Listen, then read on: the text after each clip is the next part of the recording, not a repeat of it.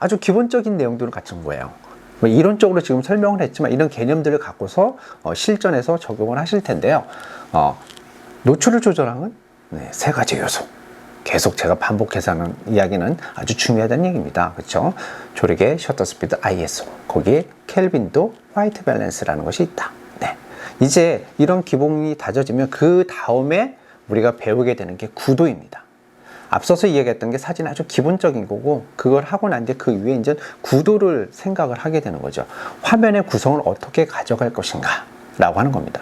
사실 우리가 구도하면은 초등학교, 중고등학교 때 미술 시간에 아마 생각이 날 겁니다. 구도해갖고 싹 이렇게 실습하고 했었던 내용들. 사실 그 정도만 잘 알고 있어도 사진에 적용하는 데는 큰 무리는 없다고 볼 수 있습니다. 그래서 뭐 선, 점, 면, 부피 이런 것들이 어떻게 배치를 제대로 하느냐, 이거에 따라서 좀 달라지잖아요. 그런 부분들이라고 생각을 하시면 되고요. 이 시간에는 구도의 아주 기본적인 부분만 설명을 해 드릴 겁니다. 아주 다양한 형태가 있는데 그럼 너무 어려워지니까 아주 쉬운, 그래서 이러한 구도, 기본적인 구도를 배우고 조금 더 레벨업 될 때 좀 더 다양한 구도에 대해서 생각을 해보시면 좋을 것 같습니다. 자, 첫 번째, 구도 중에서 가장 많이 쓰고 있는 게요, 수평적 구도입니다. 여기 사진에 이제 보여 있는 것처럼 지평선이 쭉 이렇게 되어 있죠. 그러면 굉장히 쭉 수평으로 되어 있기 때문에 안정감을 갖고 고요한 느낌을 갖습니다. 우리가 왜 드라마 같은 경우에 보면 바닷가를 가죠. 심경이 막 복잡하고 막 그러면 바닷가를 탁 갑니다. 바닷바람을 싹 맞으면서 쫙 파도가 쫙 출렁이고 막 있는 쫙 수평선을 쫙 보게 되죠. 그러면 사람 마음이 이렇게 쭉 가라앉는 거예요. 안정감을 찾게 되는 거죠. 그러니까 내가 사진을 통해서 누구에게 안정감 있고 고요하고 조용한 이런 거를 전달하고 싶다. 그렇다면 뭐예요? 수평적 구도를 가져가는 거예요. 수평적 구도를 가져가면 그러한 느낌을 전해줄 수 있다라고 하는 겁니다. 또 하나, 수평 구도와 함께 수직 구도가 있습니다. 수직 구도. 이 수직 구도는 굉장히 좀 웅장하고, 그렇죠? 우러러 보이고 하는 그런 부분들을 보여줄 수가 있겠죠. 그래서 강렬한 어떤 의지, 이런 것들을 나타낼 때 수직 구도를 많이 씁니다. 그래서 우리가 사실 뭐 크게 풍경 사진이 아니어서도 실내에서 촬영할 때도 우리가 건물이나 이런 데 보면 이런 선들, 이런 선들의 수평이 잘 맞게끔, 그리고 수직도 잘 맞게끔 촬영하는 것이 사실 기본입니다.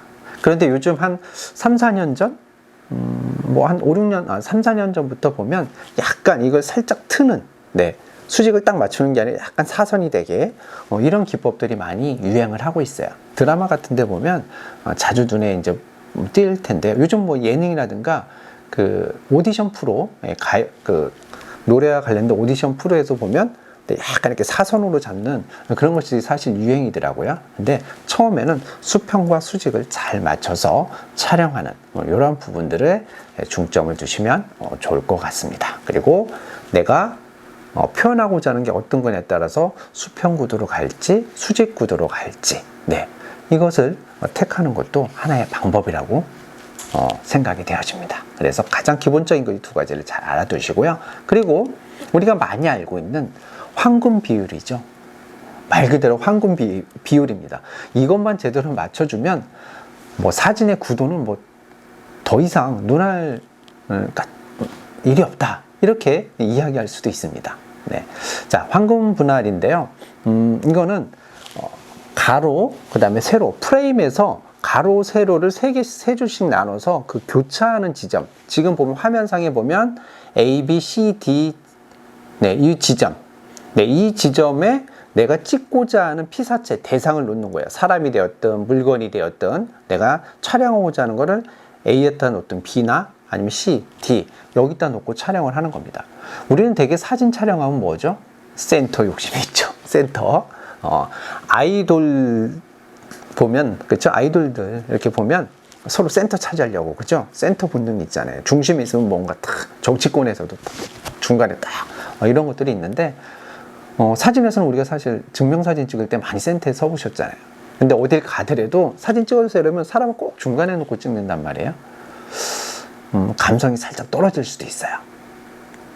그렇죠? 우리 드라마 같은 거 보면 주인공이 이야기하고 그럴 때 A나 B, C, D 이 지점에 위치하는 경우가 있거든요. 화면에 어느 한쪽에 치우쳐져 있어서 한쪽은 여백이 있고 이런 형태로 우리가 화면 구성을 많이 하게 됩니다.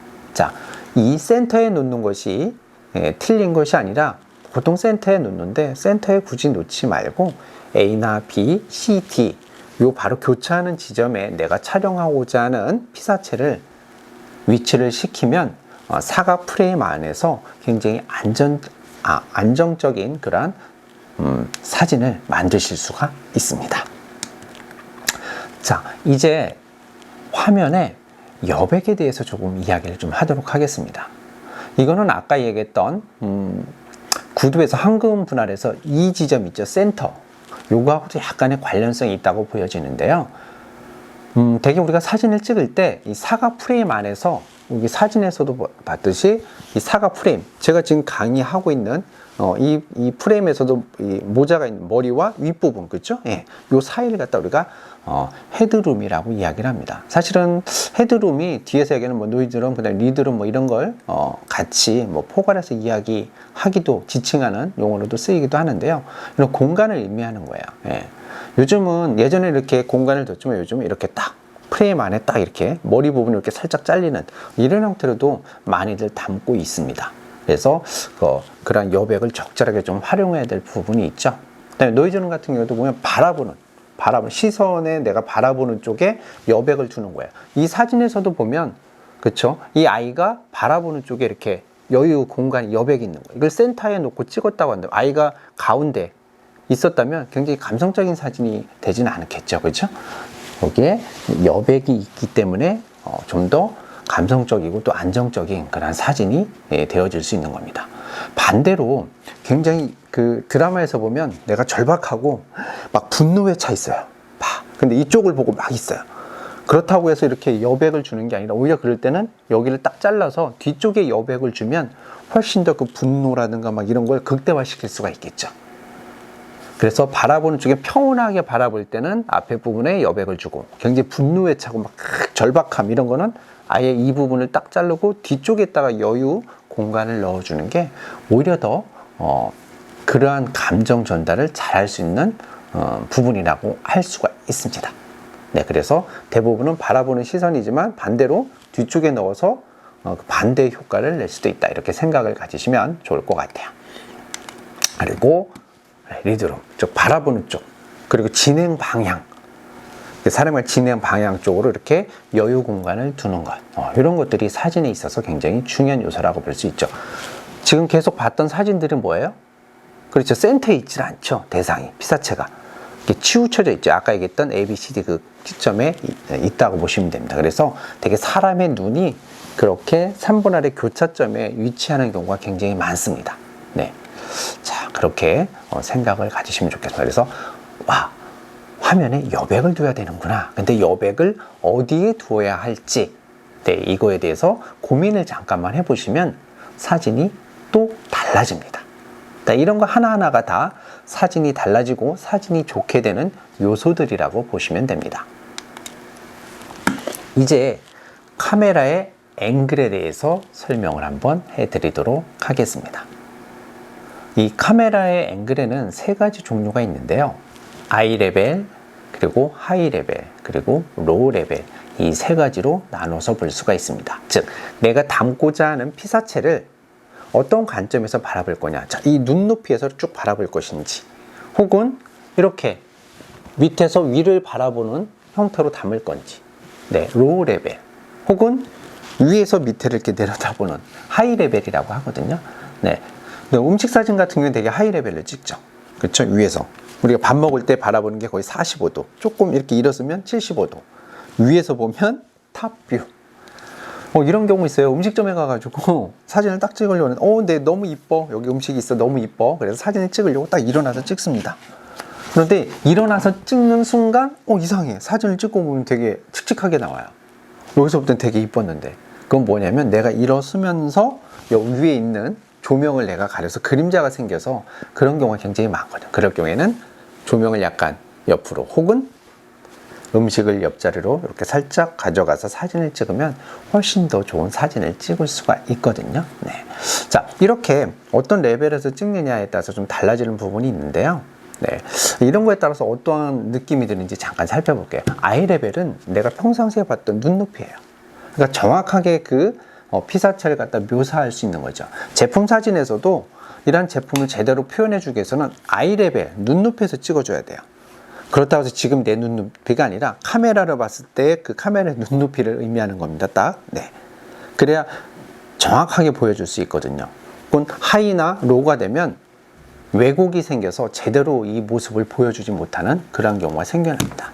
그렇죠? 그래서 아이 레벨의 형태로 우리가 담으면 굉장히 안정적인 사진을 담을 수 있다라고 하는 거야. 그래서 일상생활에서 바라보는 그러한 관점에서 담는다라고 보시면 돼요. 자, 이제는 하이앵글이 아까 이야기했던 거죠. 하이앵글이 요새 가장 대표적인 게 드론이죠. 드론을 싹 띄워서 막 촬영하니까 사람들이 와 합니다. 왜? 그런 시각으로 보질 않았었거든요. 처음 보니까 신기하고 너무 좋은 거예요. 네. 바로 이 사진도 마찬가지예요. 남들이 보지 않았던 시각에서 바라봤을 때 정말 좋은 사진, 그리고 남들이 와 하는 사진이 나오게 됩니다. 그러니까 평범한 사진은 그냥 그런 거죠. 근데 나는 그렇게 안 봤는데, 어딜 가서라도 똑같은 데를 갔는데 사진이 각자 다 다르죠. 그거는 뭐예요? 어떤 앵글에서 담느냐, 거기에 또 뭐예요? 아까 얘기했던 구도가 같이 들어가겠죠. 뭐 빛도 들어가겠지만, 그런데 어떤 관점에서 담느냐도 굉장히 중요합니다. 그래서 위에서 담는 건 이거예요. 우리가 아이들 사진 찍을 때 위에서 귀여워라 하고 딱 찍죠. 그래서 하이 레벨로 찍으면 사진 되게 귀엽고 그런 게 나와요. 그래서 우리가 셀카 찍을 때 어떻게 하죠? 그쵸? 이렇게 위에서 살짝 이렇게 찍는 형태로 담게 돼요. 그러면 훨씬 더 귀여워 보이는 거야. 그래서 위에서 찍다 보니까 저같이 이렇게 얼굴 긴 사람도 이런 데가 잘록하고 훨씬 더 얼굴이 작아 보이는 그런 효과를 나타낼 수 있거든요. 그런데 반대로 작고 귀엽고 이렇게 보여줄 수 있지만, 부정적인 측면에서는 굉장히 그 피사체를 카메라에 담고 있는 그 대상이 되게 초라하거나 보잘것없게 보일 수도 있어요. 그쵸? 아이 레벨이냐 그리고 하이 레벨이냐에 따라서, 네, 그래서 내가 귀엽게 담을지 아니면 되게 초라하고 뭐게 담을지, 그거에 따라서 아이 레벨 그리고 하이 레벨, 이때 여기는 로우 레벨, 이게 다 달라지는 겁니다. 그래서 앵글 이야기를 안 할 수가 없어요. 네, 이런 부분들을 잘 염두에 두셔야 됩니다. 이에 반해서 로우 앵글, 그렇죠? 로우 앵글에서 보도록 할게요. 뭐 하이 앵글도 마찬가지고, 그리고 아이 앵글도 마찬가지입니다. 레벨에서 각자 레벨들이 쫙 있는데요. 우리가 로우 앵글 같은 경우도 보면 이런 형태라고 보겠죠. 뭐 로우 레벨 앵글 뭐 같은 개념으로 제가 해서 쓰도록 하겠습니다. 하이 앵글과 좀 상반되는 거기는 하지만 이렇게 딱 올려다보고 찍는 거예요. 그렇죠? 그러다 보니까 어떻게 돼요? 되게 위험 있어 보이고 권위가 있어 보이고 되게 그렇게 보입니다. 그렇죠? 그런데 이게 부정적인 측면에서 보면 네, 위압감이 느껴지고, 그렇죠? 무섭고 막 그런 느낌을 가질 수가 있어요. 그래서 우리가 왜 영화 같은 데 보면 굉장히 거대한 로봇이나 딱 오면 밑으로 이렇게 내려다보는 거 있죠. 그렇죠? 그럼 되게 무서워하고 막 이런 느낌이 들잖아요. 그럴 때 얼마나 큰지를 딱 보여주는 때, 그럴 때 로우 앵글, 로우 레벨에서 찍게 됩니다. 로우 앵글을 찍다 보니까 그런 형태로 나올 수밖에 없겠죠.